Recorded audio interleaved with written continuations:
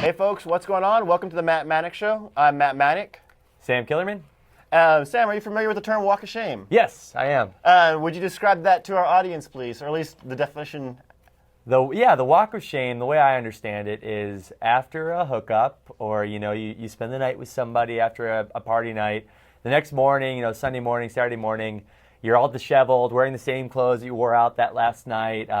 You're probably hungover, and you're walking back, or taking a cab back to your apartment. Right? That's the walk of shame. Yeah. Yeah, and I just think that walk of shame is kind of a misnomer, because you actually went out and you had a good time. You drank, you had sex. I mean, that seems like a pretty good deal to me. Like, it shouldn't be a walk of shame. You should be like strutting.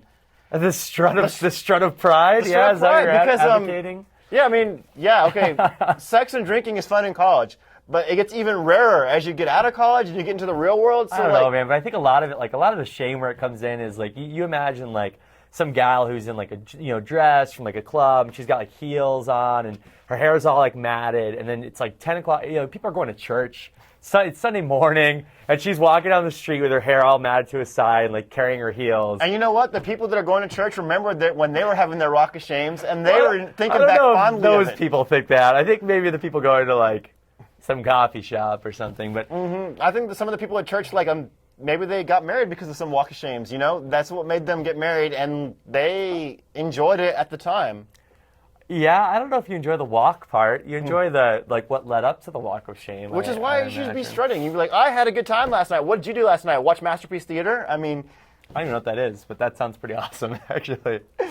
That would be a pretty interesting walk of shame. Be man, that person must have watched some serious Masterpiece Theater last night. He got on, dude. Yeah, he smoked his pipe and watched some Masterpiece Theater. Like Sherlock Holmes? Yeah, dude. Yeah. It was Yeah, I think that I see where you're getting at, but I do think that it gets significantly more shameful the older you are. I think that by the time you're in your late 20s, 30s, you should at least be prepared. You shouldn't be, because the thing about the walk of shame is you're not prepared for it. You don't think you're going to be spending the night at some stranger's house. You're not dressed for it. You don't have good walking shoes on. You don't have a change of underwear. You don't have a change of underwear. Adults should be wearing clean underwear every day. I think that's just kind of at least every other day. See, I'm gonna let you pass because you're not a grown up yet. That's true. I'm not whatever you are. Yeah, you don't have a desktop. Seriously, if I had at least one walk of shame a half a year, what's a semi-annually? Semi-annually, yeah. I would be stoked. I'd be in front of all my little cubicle buddies and yeah, guess who got trashed last night and hooked up with some random stranger? That'd be disco right there. That'd be coffee talk. Did your voice just get Jersey? Jersey. Disco. I don't know. I was just channeling Jersey Shore, dude, because it's all about the random hookups and the drinking and the boozing, so it just felt appropriate. It felt right, dude. Yeah. It felt right. Okay. Yeah, I don't know. I'll give it to you. I'll give it to you. I'll let it slide. I'm not very pro walk of shame, but I'm not going to take that. I'm not going to rob you of your my strut of pride. Yeah, you can strut with pride all you want, sir. Oh, Sam, you're the best. High five. But since I'm talking about the walk of shame, I think we should give an actual shameful meaning to the walk of shame. And I was training for a 10K a while back, and I thought I was in shape because I was at the gym and I was running on the treadmills all the time. So the first time I go out running, I overdo it, and I had to limp home. Oh, yeah, that's a walk of shame. That's a walk of shame. Yeah. Because I'm sitting there what's wrong with me? My knee's killing me. My ankle hates me.